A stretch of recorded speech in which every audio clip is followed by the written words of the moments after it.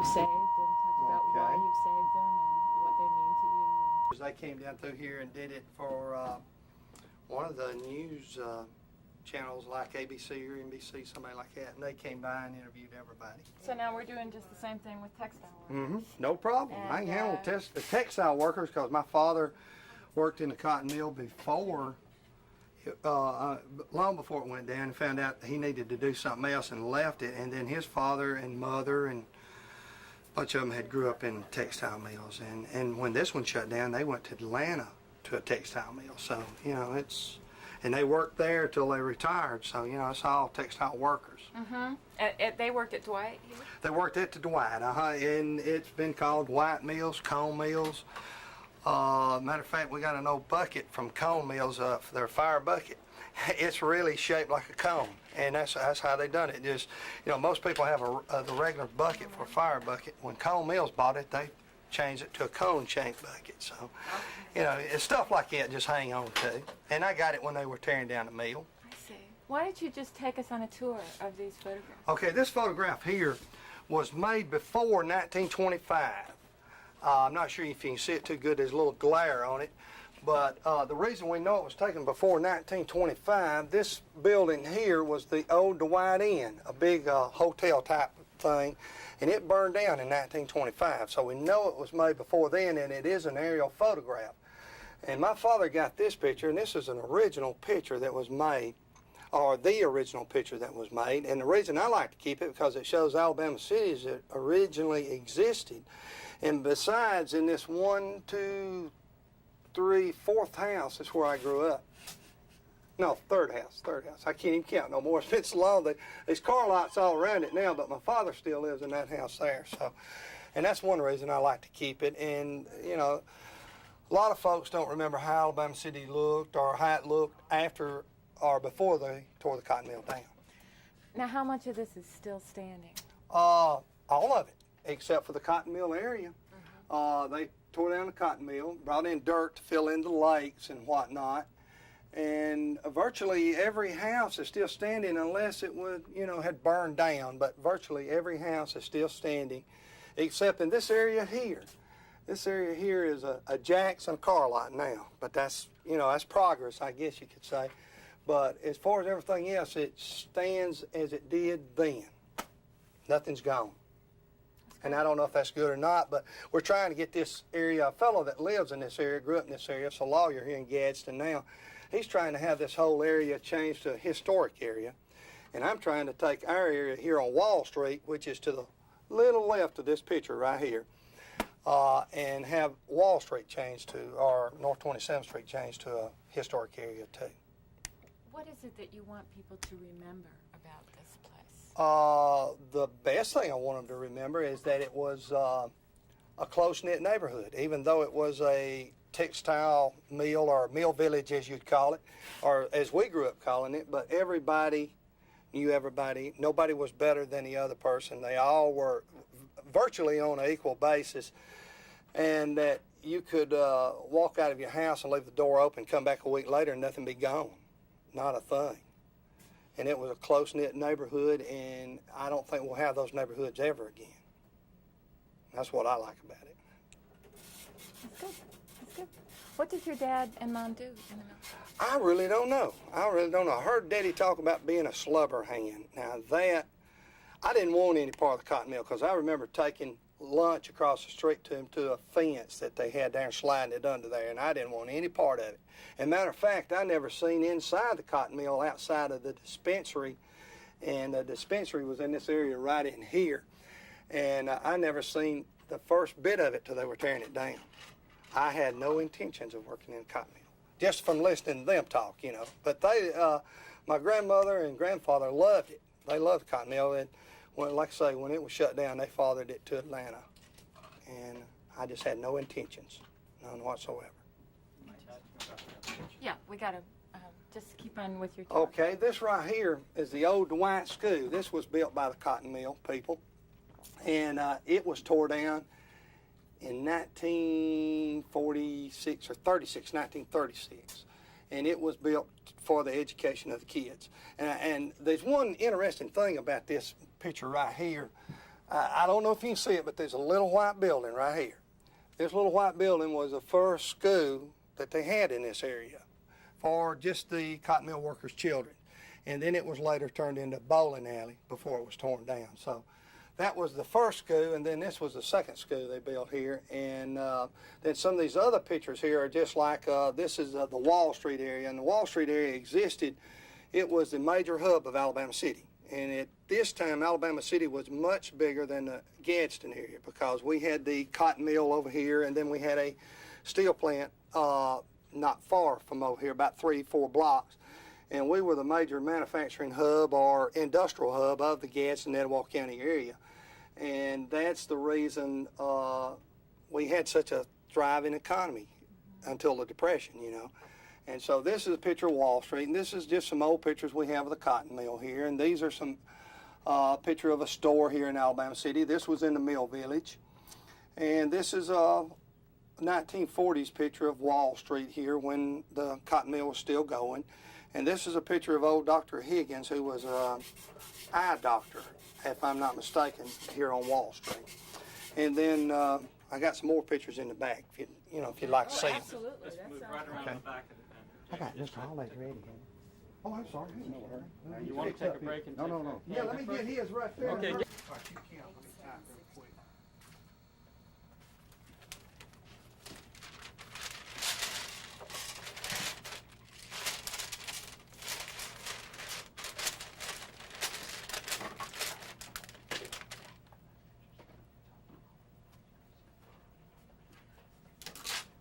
Thank you. I'm rolling myself.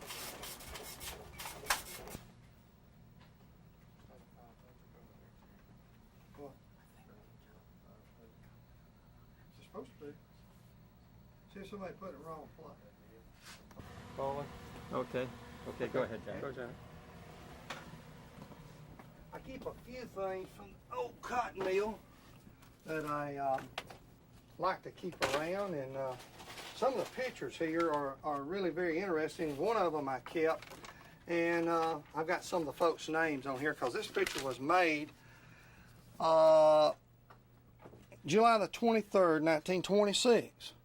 And the interesting thing I like to keep about this, first thing, this is my grandfather's picture right here, right there.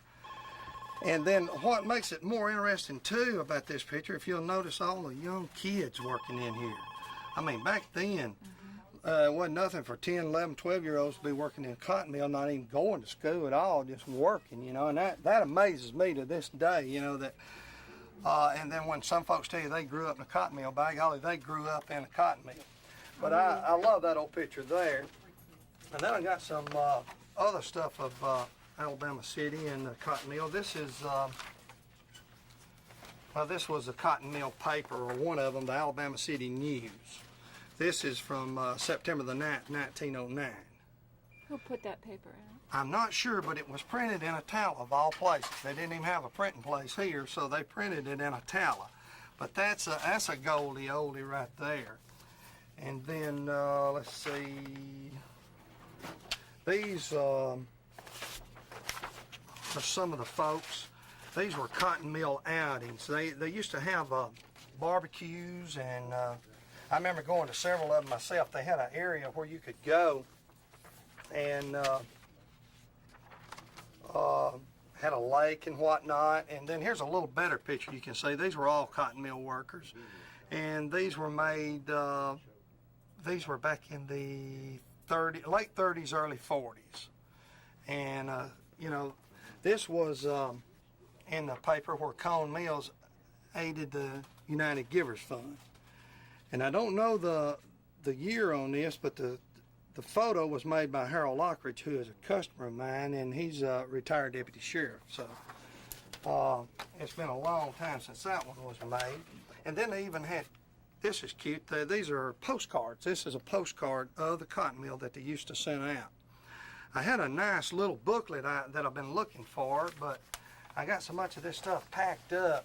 But it was real neat. In 1929, they sent out little pamphlets to people up north, and it told all about the Alabama City area, the cotton mill area, and how much income the schools and whatnot, trying to entice workers to come to Gadsden or Alabama City, Alabama to work. And it worked. A lot of them came. A lot of them came and never went back. Now that's an interior picture. I don't know if you can see it real good. I made this when they were tearing the cotton mill down. This is, my father told me, but I really can't remember. I want to say it's a weave room or something like that, you know. But when you don't work in the cotton mill and don't care to work in the cotton mill, you don't really worry about what it is. I said, I got some more pictures in here too, somewhere.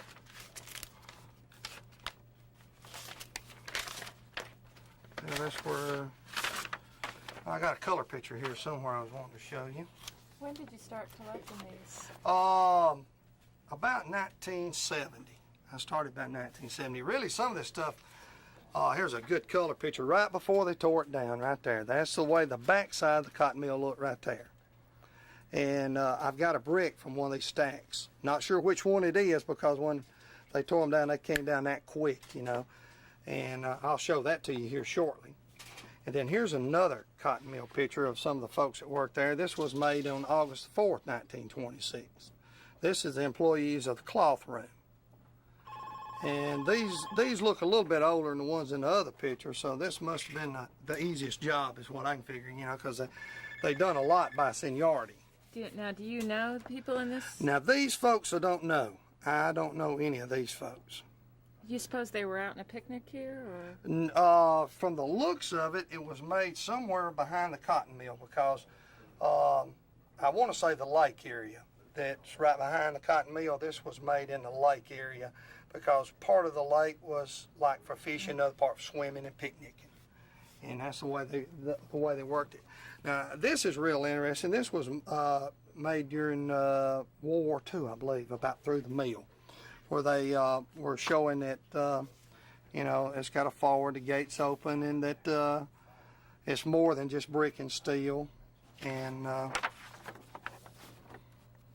then you start here with you know, different places like the first operation where they're bringing it in, the picker house, the card room. That's where we was at, card room. There's the same things that I showed you the old or recent picture of. And then we go into here. This is the drawing room, and then the slubber room. You think that's where your dad worked? I think that's where my dad worked there. Now I know my dad was a slubber, and he left the mill about the time he was trying to unionize it, because he was for the union at the time, you know, and they had a lot of trouble then, and that's when he found out he needed to leave cotton mill. Because they would not unionize, you know. The company fought it. The company definitely fought the union. I can't say the word unionization of the cotton mill. So that's the reason he left. But this, I know he did work there because they told me they had to really work fast. And then this gentleman trades with me now. His name's Dorsey Simmons. And I think that's Dolphin. They had to work pretty fast too. They had to have good hands is what I understand. You got those stories from your dad about how fast they had to work? Yes, ma'am. Dad and granddad, grandma, like I say, they all worked there. And this was an air view of the cotton mill also, but this is much later than the picture I showed you up here, because the big Dwight Inn is already gone. This is the library that's up here on the corner, and that's got a lot of Alabama City cotton mill history in it too. Mm-hmm. We're going to be going there later too. Because it was a library to start. I mean, a post office, United States Post Office first, then they added the library to it. It was just one-room library. And so we go through here, and this just shows you all operations of the cotton mill. Like I say, this was made up here. These are all pictures of the mill at the time, and when it operated, it was state of the art, really and truly. I mean, everybody's always told me that. And then this fella here trades with me. His name is Noble Payne. He's still alive. He's I don't know much about this. Like I say, this is drawing room, and then you got your inspection, and you know, the final test, and then off to market. And then it shows Dwight Village. This was one of the things they gave out to folks too. And then this is the nursery school. This is already a historic building. I don't know if they've took you to it up there yet or not, but I only stayed in there a day or two, but I've had cousins, uncles, and whatnot that spent a lot of days in there, you know. And You mean it was operating when you were a child? oh yes, ma'am, definitely. That's where the workers took their kids. That was their way of taking care of. You know, they took care of everything really almost. They had a doctor up there with a dispensary, and then they had the nursery behind it. And the only thing they really didn't have was a company store, you know, that a lot of other folks have. And then these were things that showed what cloth was used for. And this is George Nichols, and the library is named after him or his brother, I'm not sure. One of the Nichols it was named after. They call it the Nichols Library. And All right, so if you could just get that stuff together.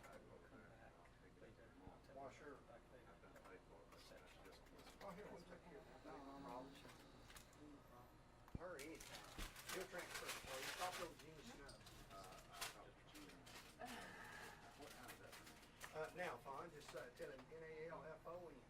That'd be the easiest way to say it. I'll leave this in the sack and everything for you. I know y'all got a lot to do. Now, what do you want me to do? Just where we were. Go, you just put the things away and get out your brick. Let's have the brick in. Put the brick away again so you can pull it Okay. back Yeah. up. Okay, you just put those things away and get your brick. Okay, go then. Okay, now we're rolling these suckers away right here. And So you were a dinner toter for your dad? yes, sir, definitely. I never forget those plastic jars, or not jars, but you know, with the lids on them. I forget what to call them back then. They just come out with them, you know, and you could take hot food across, and that was my job, cutting across over there to get them, to make sure he ate. You know, he'd come meet me at the fence, he'd eat it, I'd take it back. But this right here came out of the smokestack when they knocked the smokestacks down. And this right here, you know, like I say, I always hang on to this one. I know where it's at. I know which one it is. It can't get mixed up with any of the others. And if you look at it, that thing stood, they built that mill in the 1890s. I can't even remember the exact date. But that brick's been around a long time. It's been outside. It's been fired. It was a fire brick. It was used on, you know, on a smokestack. And they don't make them that good no more. How did you get that brick? Can you tell us the Went up there story? and got it when they when they knocked it down. I really felt bad going up there getting some of the things I got. I got to thinking, well, you know, some of this stuff is not right going up there and getting it. But they were doing nothing. All they were doing was hauling it off to the dump, except for the bricks. Now they did sell the bricks. They sold bricks. These bricks are in houses, buildings, walls, you name it, all over Alabama right now because they had so many bricks from that building, and they just. Well, they went like hotcakes. People up here getting them because you cannot get this type brick anymore anywhere. And so when they knocked it down, I just made my traipse across there because, like I say, my father lived directly across from it. And I just walked over there like everybody else and picked me up one. How many people in Alabama City do you think saved a brick just like you? Very few, because after I asked them, nobody thought about it. Nobody thought about it. Now, like I say, I went in there before they knocked it down and got one of their old fire extinguishers, old fire buckets, stuff like that, you know, just for my own use, nothing else, you know, because, well, it's history to me. I mean, it was my life up until then, and I just said, well, I'm going to get something out of it. And like I say, I felt guilty, but then, like I say, they loaded everything up on dump trucks and hauled it off for landfills, and then I didn't feel guilty anymore. Well, thank you for showing us. Oh, you're mighty welcome. Just glad I could help you. Just Okay. glad I could show them to you. Okay, well, we appreciate it. We'll be back again. Okay, and if you need to talk to any more folks, I'd be glad to line up anybody you want.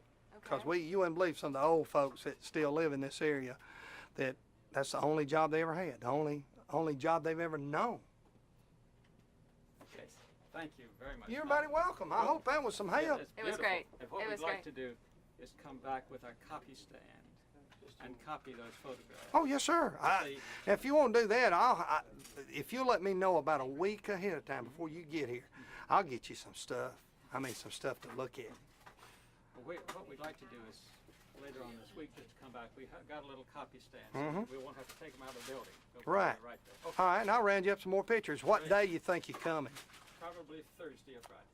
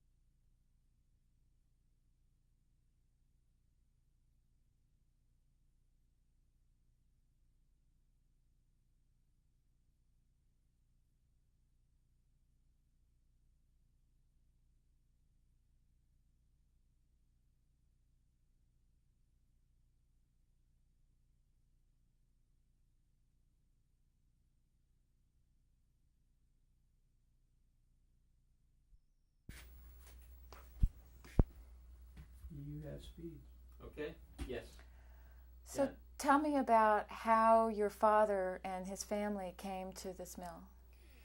Well, back in them days, my father and mother was farmers up in Jackson County. And it was a judge, old Judge McCord, come up there in a buggy, riding the countryside, trying to find help for this mill. So he talked to them and told them if they'd come down, move down there, they'd pay all their transportation, set them up, give them a house to live in, and they could pay the bill back whenever they got able.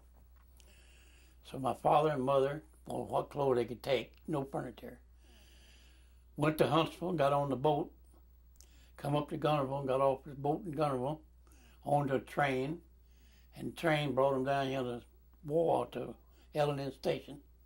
And they got off, and they was carried up here to what they call the old Dwight Mill Inn, the old Dwight Square Mill Inn. It was a rooming house. They put them up there for 2 or 3 days. They found a house, and then they moved them out of there into the house. They went up there at the old company store, picked out what they wanted, their stove, wood, and everything like that, and the company financed it. Of course, they had to pay it back in the long run, so much a week every once in a while. By him coming up there, my father furnished himself, 3 brothers, 2 sisters, 3 sisters, to the mill. All of them went to work for the mill. At that time, I wasn't born. I didn't come along till 1912. But now that's the way that my folks were enticed by Judge McCord to come to the city of Gadsden, or Alabama City rather, and put his people to work.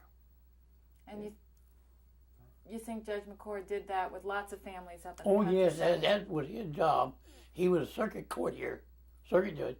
That was his job to get out and solicit help for the mill. Now I don't know the complete history on the mill, but my best knowledge of the mill is from the old people that I talked to. And when they opened this mill up in 1985, it was opened up by Start again, because in 1895. 1895. Start again. When they opened this mill? When they started the mill up in 1895, they imported a boatload of Italians from Italy over here and started this mill up with Italian labor.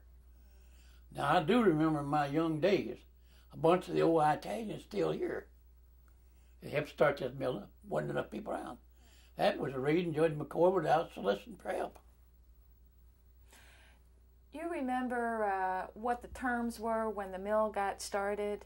That somebody gave them some land, or The land, the Dwight, I believe it was Kyle, best I remember now, I'm not positive. Kyle Real Estate donated him his land over here, providing they build houses and all. And the mill is originally from Chicopee, Massachusetts. That's the origination of the old Dwight Mill, Chicopee, Massachusetts. Because they sent all their help down here to Boston. But when this town was formed in here, now I've not seen it myself, I wasn't old enough. But I've talked to people that are out here in my house and said they saw the lumber cut and stacked up to make this house. They had a sawmill. They drag it from one pile to another, cutting all this pine timber out, and that's what these houses are built of, out of this pine thicket in here. Of course, now they improved it a little later on by adding additional houses here and all. But the old original houses were built out of the woods that were cut off the land here. And the best of my remembrance, it was a forest. They give them the land. Okay. Tell me about when you first started working in the mill, what year that was and what your job was. I went to work in Dwight Mill up here in September 1926.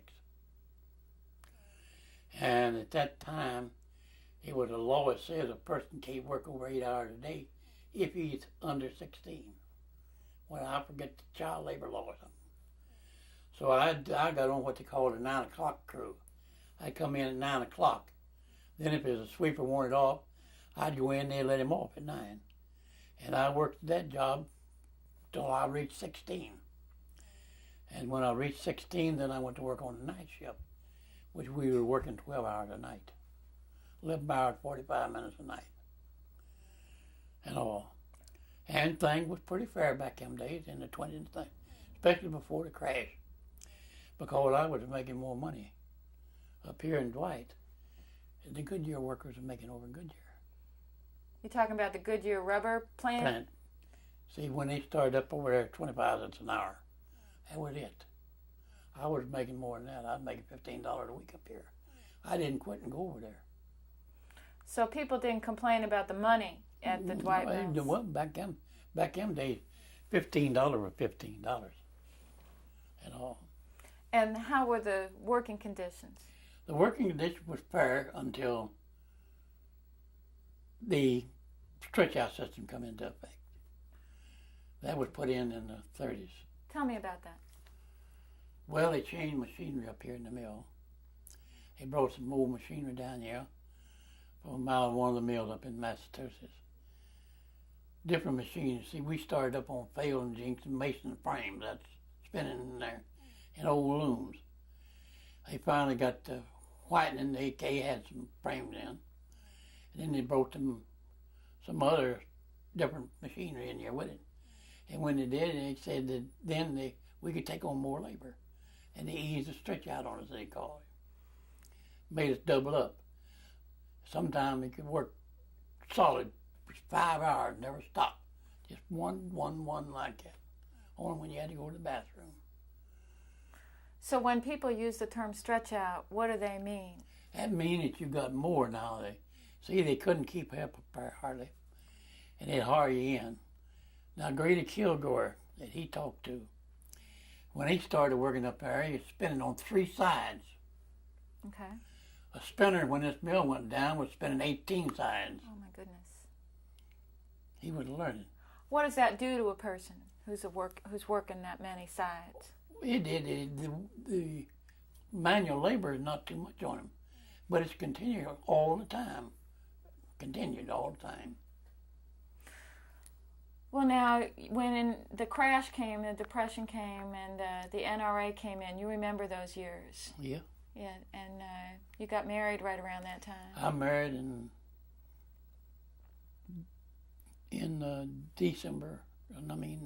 November of 32. Okay.